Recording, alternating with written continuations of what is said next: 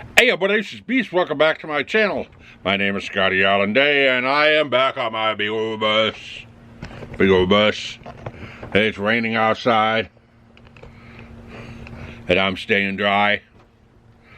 So, when I drive a bus, and I'm going and driving through multiple cities, this whole weekend I've been, basically a shuttle bus back and forth from a cruise ship that's dry dock. Getting maintenance done. So one of the big old cruise ships that some of you are going to be sailing on this summer, it's got their engines taken care of and any cracks or whatever patches welded, and the ship's ready to go. So you get into deep thought and you start thinking about the mentally ill that you see just about every day inside of the city, and you start thinking a lot about the homeless population. Now, at one point I was homeless, but I managed to pull myself off a skid row, get myself into a house, and get married and live a normal life, if you call it normal. So, before I get ready to do this, if you're new here, please hit that subscribe button and that notification bell so that you don't miss another video. This is probably going to be several videos until I get it done the way that I would like to present this. And this homeless crisis is preventable. It was 100% preventable 20 years ago, 20, 30, 40 years ago. And I believe it was back in the 60s and the 70s when they decided to start building low-income housing. Low-income housing used to be defined with very few rules, and if you met certain income criteria, you get yourself a place that you can live. And now that everybody's income has boomed and blossomed, well, it's not necessarily a low income anymore. But so the thing I'm trying to talk about today is this homeless crisis. It's 100% preventable. Most cities should only have like a population of less than, I would say, 2% homeless, which is chronically homeless, which of course some kind of mental or psychological illness makes them feel much safer when they have no walls around them. I know a few people like that. They're homeless just for that reason, because the walls will talk to them, pretty much. And that's a psychological disorder. I mean, a friend of mine, he'll go home for maybe a week, and he'll stay at his mom and dad's house for about a week, and he'll shower and eat and help out around the house and mow the lawn and whatever. And then he'll get on his bicycle and he'll disappear. He'll go and live on the streets for 2 months. So I got to sitting down and talking with him, and I said, dude, I mean, you're smart enough. Why don't you get yourself a place? He said, I can't. I said, one time I used to have a place. I used to have an apartment, and I had a decent paying job, and I really enjoyed what I was doing, but the voices that I kept hearing coming from the walls, and it wasn't the neighbors, was affecting my mental capability. So, in other words, his mind was basically calling him through the walls, and he feels safer on the streets. So, there's a small amount that should be on the street, that are obviously going to be on the streets. You'll never get them off. But how do you help those people? It's just setting up a night center. It's like having a small church with its doors open 24/7, and if you come in at 10 or 11 o'clock to get out of the elements and want to sleep on the pews, go ahead and go to sleep. They should have day centers for homeless people. City of Portland, I believe, only has one. They need to have at least two for the size of the city it is, or maybe even three. I think Boston has one, two, three, four. I believe Boston has 5, and multiple other cities that I've been to has multiple. They don't rely on their libraries to take care of the homeless population, unlike the city of Portland does. So, basically, the first piece of the puzzle is a day center. They could go in, they could charge their phones, they could be able to use the computer, and a lot of these day centers normally would have people that volunteer for legal services. Some of these people that live on the streets have legal backgrounds and trying to get their records cleaned up. And a lot of times they've been in jail for 5 years and they don't know how to get it expunged or to clean it all up. So they go and they get the legal matters done, or they have warrants and they're hiding. Well, they get the legal matters taken care of. A lot of people have bad teeth and need dental work, and that's what's preventing them from getting a job. Again, they go in and they get their teeth taken care of. Some people have medical issues that need to be taken care of, or just basically is psychological. Most of these day centers are basically interns that have just finished with their psychology majors. And it gives a good client for somebody to be who's starting off to help them. And so I think that's the number one big thing that needs to be done.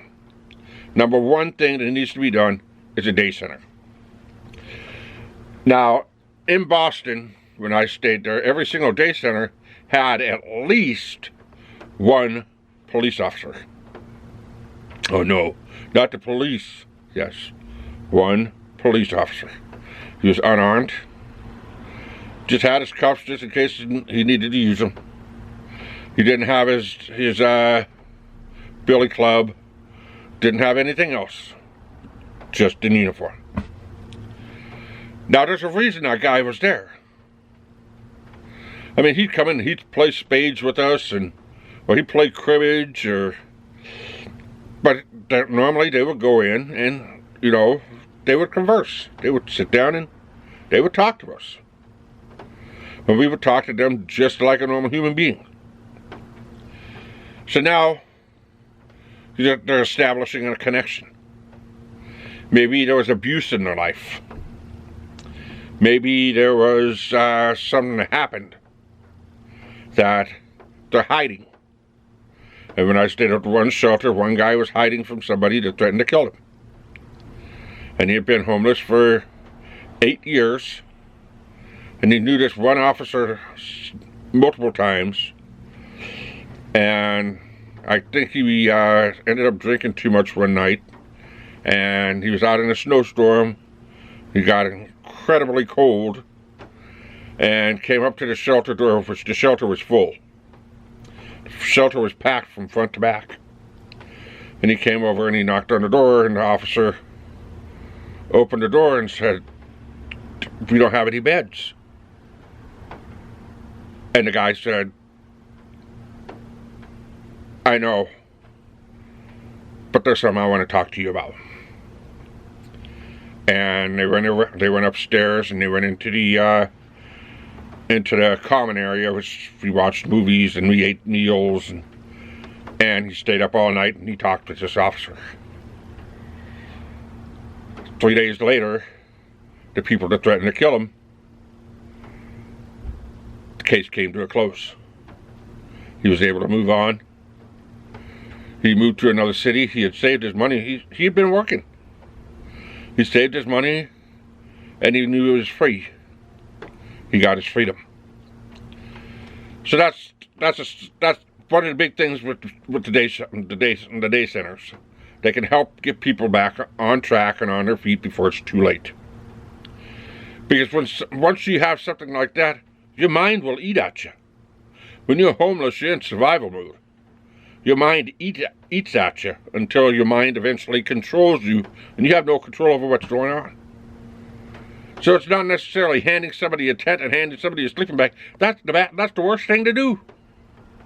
Oh, you're going to sleep out on the concrete? Go ahead. You don't like it? Get a job. What's problem is putting them there. Another one that I've known is another person that I knew. He just got out of jail. He had no place to go. He got to the halfway house and he finished up doing what he was doing, and then he got himself a job, got himself an apartment, lost the job, lost the apartment. He's back on the streets and back in jail.